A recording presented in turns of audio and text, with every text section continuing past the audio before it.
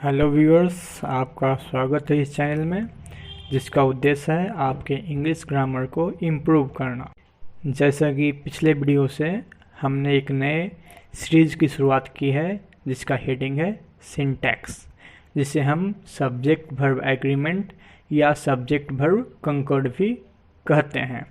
इसके पहले कि हम लोग रूल्स की ओर आगे बढ़ें, हम पिछले वीडियो में बताए गए 2 गोल्डन रूल्स को देखते हैं, जो है SSPP अर्थात singular subject singular verb, plural subject plural verb.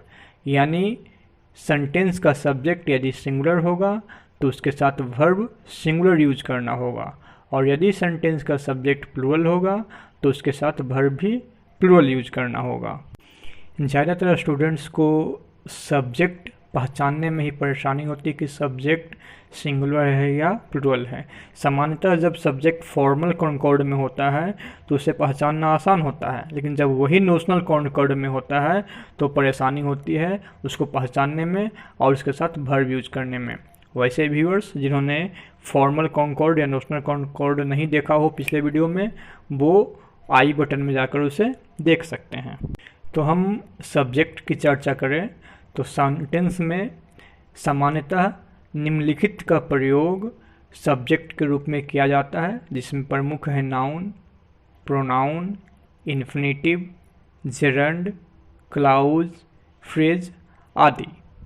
इसके अतिरिक्त भी कुछ स्ट्रक्चर्स सब्जेक्ट के रूप में यूज होते हैं, परंतु मुख्य रूप से इन्हीं का प्रयोग किया जाता है। सबसे पहले हम उन प्रोनाउंस का चर्चा करते हैं जिनका प्रयोग सेंटेंस में सब्जेक्ट के रूप में होता है, अर्थात जो प्रोनाउन नॉमिनेटिव केस में होते हैं। आपके सामने एक चार्ट है जिसे नॉमिनेटिव केस का चार्ट कहा जाता है। इसमें 2 नंबर है सिंगुलर और प्लूरल, तथा 3 पर्सन है, फर्स्ट पर्सन, सेकेंड पर्सन और थर्ड पर्सन। फर्स्ट पर्सन में सिंगुलर प्रोनाउन आई है, वही प्लूरल प्रोनाउन वी है, जबकि सेकेंड पर्सन के सिंगुलर तथा प्लूरल दोनों रूप में यू का यूज हुआ है। और थर्ड पर्सन सिंगुलर में ही सी इट है और उसके प्लूरल में दे है। तो कुछ प्रोनाउंस सिंगुलर में है और कुछ प्रोनाउंस प्लूरल में है। आप लोग सिंगुलर और प्लूरल रूप को भली भांति ध्यान रखिए, याद रखिए। इसके बाद हम सिंटैक्स में वर्ब्स के चार्ट की चर्चा करेंगे, जो बहुत महत्वपूर्ण है। आपको इसे बार बार ध्यान कर याद कर रखना होगा।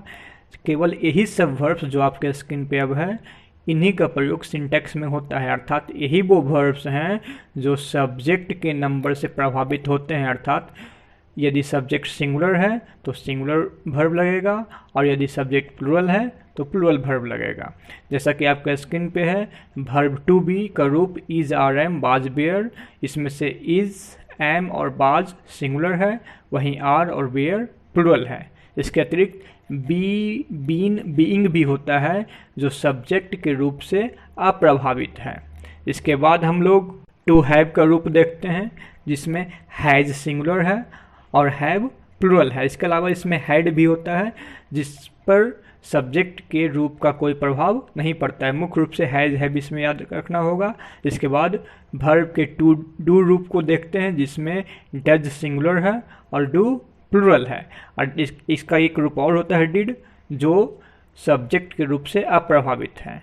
फिर हम सिंपल रूप देखते हैं वर्ब का, जिसमें इसका सिंगुलर रूप V5 होता है, अर्थात जब वर्ब में एस या ईएस लगाते हैं तो वो सिंगुलर रूप में रहता है। और जो V1 होता है, जो वर्ब का मूल रूप है, वो इसका प्लूरल रूप है। तो हमें इन्हीं वर्ब्स को विशेष रूप से ध्यान देना होगा। हमें जानना होगा कि यही वर्ब्स यदि सेंटेंस में आए हैं तो हमें सब्जेक्ट देखना होगा, ये सब्जेक्ट सिंगुलर है या प्लूरल है। और इसके अतिरिक्त कोई अन्य वर्ब हो, जैसे can, could, may, might, shall, will, should, would, तो इस पर सब्जेक्ट के नंबर का कोई प्रभाव नहीं होता है, सब्जेक्ट सिंगुलर हो या प्लूरल हो, ये वर्ब उससे प्रभावित नहीं होते हैं। केवल इतना ही वर्ब हैं जो आपके सामने है, इसी पर सब्जेक्ट का असर होता है। अब हम लोग एक और चार्ट देखते हैं, जिसमें आपके सामने है कि नाउन में सामान्यतः एस या एस लगाकर प्लूरल बनाते हैं। जनरली अधिकांश नाउन क्या होता है कि अपने सिंगुलर रूप में होता है, लेकिन सभी नाउन नहीं होते हैं। अधिकांश नाउन सिंगुलर रूप में होते हैं, उन्हें अलग अलग विधियों से प्लूरल बनाया जाता है। बहुत से नाउन्स में एस सी एस लगाकर या बाई को आई में बदल कर ई एस एस लगाकर हम लोग उसे प्लूरल बनाते हैं, जबकि वर्ब मूल रूप से प्लूरल ही होता है, उसका जो मूल रूप है वो प्लूरल होता है। जब इसमें एस या एस लगाते हैं तो वो सिंगुलर बनता है, जैसा कि आपके तालिका में है रन प्लूरल रूप है जबकि रन्स उसका सिंगुलर है, ग्रेज प्लूरल है, ग्रेजेज सिंगुलर है, क्राई प्लूरल है, क्राइज सिंगुलर है। वहीं बाई तरफ नाउन में बॉयज सिंगुलर है, बॉयज प्लूरल है, काउ सिंगुलर है, एस सी एस लगाएं काउज प्लूरल है, बेबी सिंगुलर है और बेबीज है जो प्लूरल है।